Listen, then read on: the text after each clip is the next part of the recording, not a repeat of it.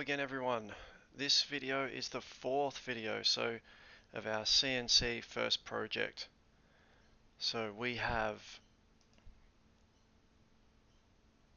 successfully drawn our sign, we've set up our CAM software, we've imported and got made G-code for our part. So now we need to check our code and make sure that it's right. There's a couple of ways to do this. The first way is just to open it up in a notepad and have a quick look at it. So this may look a bit confusing to you, but remember this is the header that we wrote, this section here, G90 absolute mode, G56 that's home for the machine, S18000 speed, turn this fast, and M3 is turn on. Once it's done that, it's then going to, these are all its movements here. So I think maybe we'll quickly go through it now.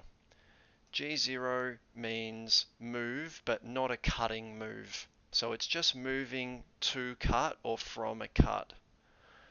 So Z18, so it's 18 mil.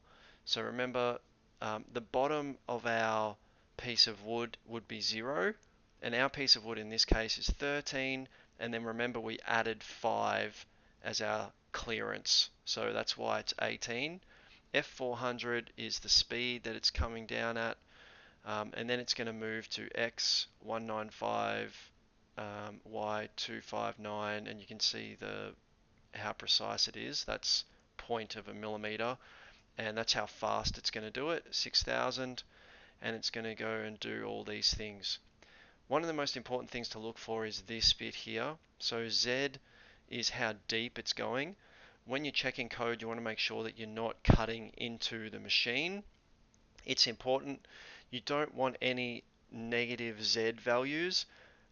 This is 1/10 of a millimeter, so it's basically 0. And you can see that that's where it drills. That's its first drill. This is its second drill. Remember, it's drilling 2 holes, and then it's moving around and cutting that G. So the Z here is 6.5.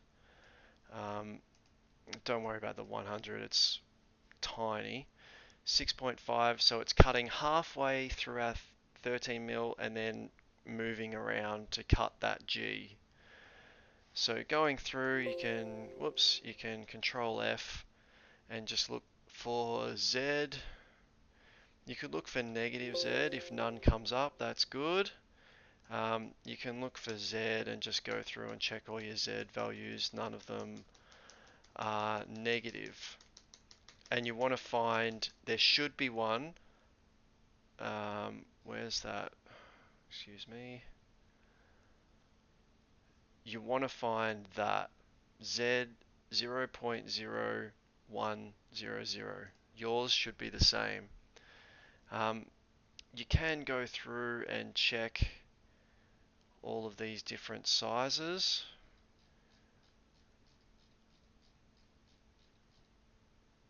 So you'll notice that we don't have any number X bigger than 600 or Y bigger than 300.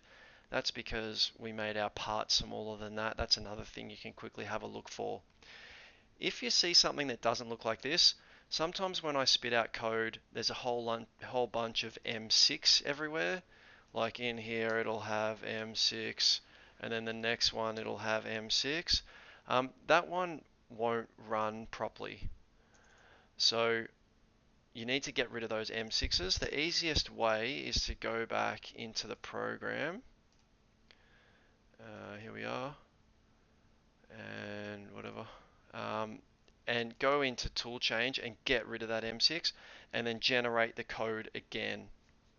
Alright, so that's the easiest way to get out of it, but that's definitely one thing you need to check.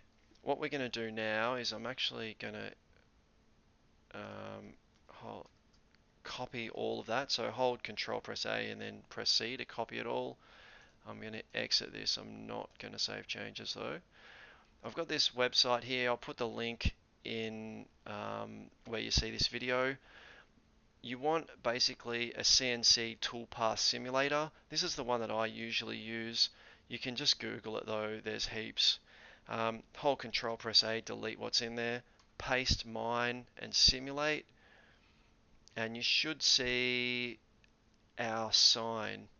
So this here is sort of like Kirimoto, like how you look at it. Click the top there. That there is your 0. So you can see this one thinks it's coming from 0, even though on the machine it won't come from 0. That's fine. And you can see it drills, does the G, A, bar, and then goes around. And then after it's cut the apostrophe, it's going to come down here and start cutting outside. So that looks really good. Having a look here, you've got your total duration and you've also got your bounds. So how far you're moving. X is no bigger than 550 and Y is no bigger than 273. So that makes sense as far as the size of ours. Make sure you check your work in here, please. It's really important. Once you're happy with it, you need to save it as a .nc file, and it's basically a text file, just like the one that you saw. So now that we've checked everything, the next stage is actually putting it on the CNC. But can I ask that you please send me your code so I can just have a quick run through. It's an expensive machine and we just need to make sure that 2 eyes are better than 1 basically. So you can see here if you look at it from the front that that's 0. It's perfectly 0 here. So the next step is basically taking our code, saving it on a USB, and then putting it in the machine. So, but please make sure you send me your code before and you get the green light from me. Alright, I'll see you in the next video.